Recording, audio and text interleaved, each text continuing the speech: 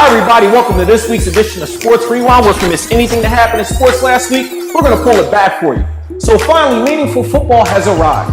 That's right, the NFL season kicks off in just a couple of days, and we're going to talk about everything from the Philadelphia Eagles predictions to fantasy sleepers, all the way through how the team's going to look. But before we get to that, let's talk about the Eagles in their last preseason game. So this was the audition day for Tim Tebow or Matt Barkley to determine who was going to be the number 3 quarterback. And questions surrounded the play and who was going to be the guy to get the nod. Well, Matt Barkley came out and he didn't look good. He went 4 for 9, throwing a costly interception, and that pretty much sealed his fate because the next day he was traded to the Arizona Cardinals for a late round conditional pick.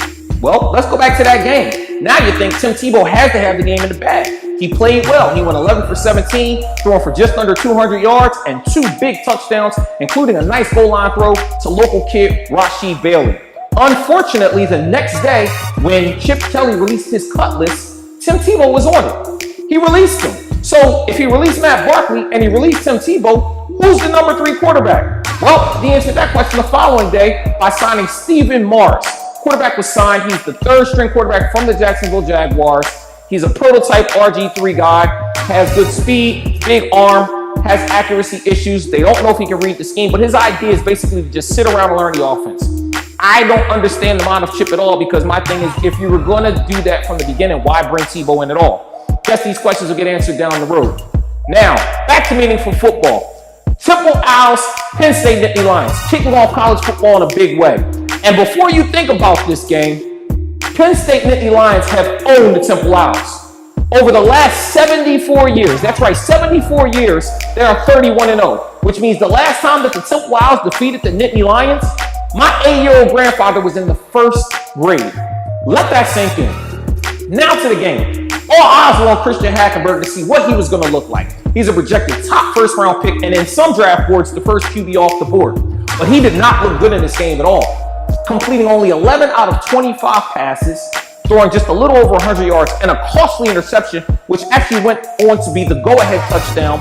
The Temple Owls upset the Nittany Lions down at the link in front of all the fans, 27-10. And the questions after the game surrounded James Franklin, his play calling, and whether or not Christian Hackenberg is as good as people think he is. Quote, verbatim from his brother Brandon Hackenberg after the game, "It's like having a Ferrari and driving 30 miles an hour under the speed limit." Wow, that pretty much sums it up. I can't stand those people myself. And if that's how they're going to use this kid, he might want to consider transferring. Because James Franklin, who was once the guy expected to be the next great PSU coach, is now on the hot seat. Hope he gets the ship corrected quickly. So I told you guys that we were going to talk about fantasy sleepers, as well as my picks for the Eagles games from week to week. The Eagles set to take on the Atlanta Falcons on the road are a 1.5-point favorite. Now, Matty Ice has always been known to traditionally throw up numbers at home. However, I saw a lot of good signs out of that Eagles defense, and we're going to get to see their entire front 11 play for the first time.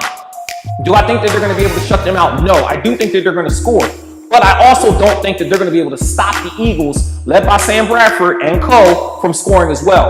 My prediction on this game, 31-24 Philadelphia Eagles. Therefore, you take the Eagles, you play the points, plus you play the over at 53.5. They cover both, and you're going to go ahead and get a nice payday on that. In terms of fantasy picks, my fantasy sleepers are going to be as follows. Listen to these closely. If you've already done your draft, or you haven't done your draft yet, keep these names in mind. The first one is Devontae Adams from the Green Bay Packers. With Jordy Nelson down, he's going to be the guy that's going to get a lot of those targets. I project him to catch anywhere between 60 and 80 passes from anywhere to 1,200 to 1,300 yards and to put up a bunch of touchdowns. I think he's going to be a great pick if you can get him, trade for him, or draft him. The other guy is going to be Devin Funchess. He's a big target who was set to play alongside Kelvin Benjamin in Carolina.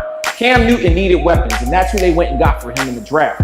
Unfortunately, Kelvin Benjamin, like Jordy Nelson, went down with a torn ACL. So he's also done for the year. That means Devin Funchess will now get all of those looks. And again, going to be a guy that's going to get a lot of targets. And I project anywhere between 60 and 75 catches, 1,000 yards, or give or take a little more.